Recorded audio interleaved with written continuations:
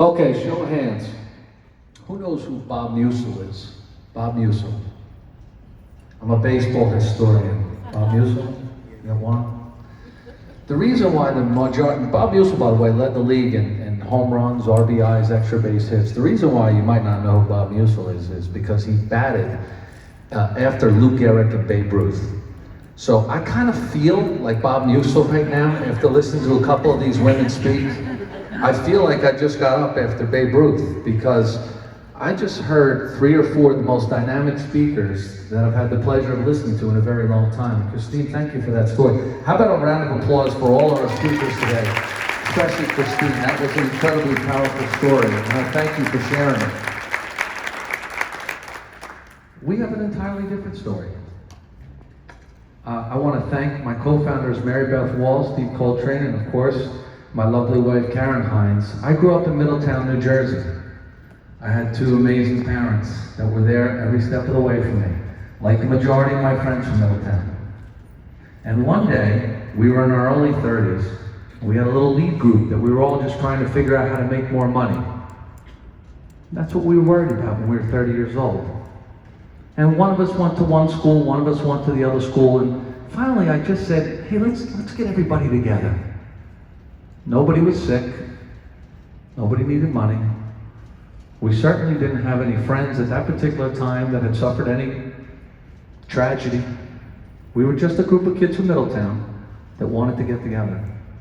And the last thing I said to Steve Coltrane on the way out, I said, hey, maybe we can find an organization that could use $5,000 or $10,000. We'll have a little party and we'll call it a charity. Steve said, well, I have an idea. There's a little organization I'm involved with through my church called Interfaith Hospitality Network, and they provide services for homeless folks. I said, yeah, that's great, Steve, whatever you think. Wasn't important.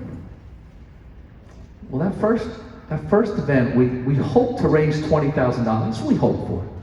And again, for me, we had fun getting everybody together to just make a little difference. We raised $49,000, then $90,000, then $200,000, and then we said, all right, we got a problem, Houston. I don't even know what to do with all the money. How's that for a problem? So what we realized is that we needed to surround ourselves. First, then we had to file for a 501c and do all that stuff, and that's when we brought on Karen, and she would yell at us because we weren't following rules. And we started this charity, but what we realized is we needed to collaborate and find partners so that we can properly give away this money.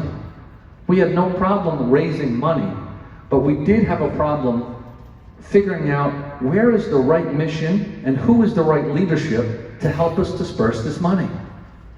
And Mary Beth, God bless her soul, eventually she did have some incredible life experiences that have made this a real life passion for her. So I believe this was the good Lord in just preparing her for what she was going to endure.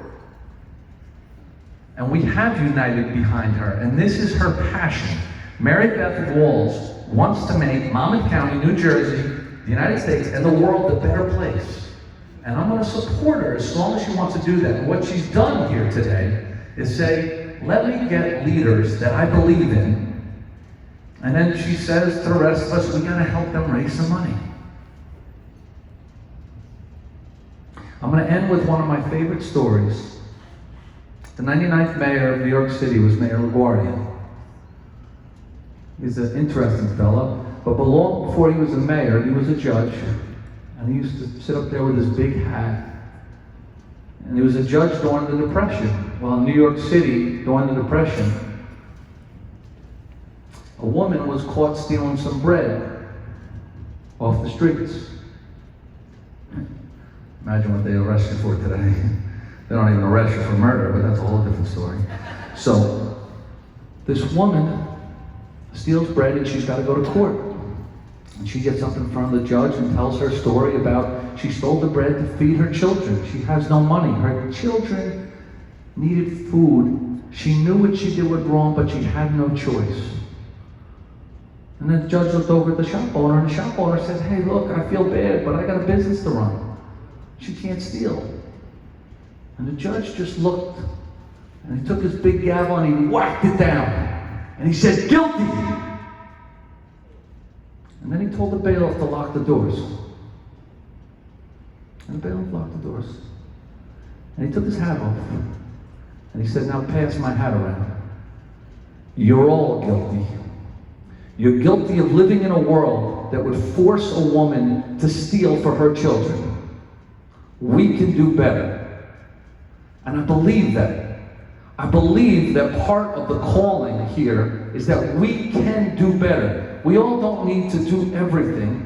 Just collaborate a little bit. Just care a little bit. Just give back a little bit where you can. If you have money, that's great, because there's people that have the time and the energy to make a difference. If you don't have money and you can hand out food at a food shelter, that's great. If everybody just does a little bit and we stop being divisive and we collaborate, we are a better community. We are a better state. We are a better nation.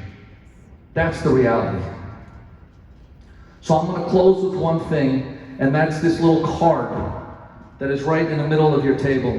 And that's simply a pledge.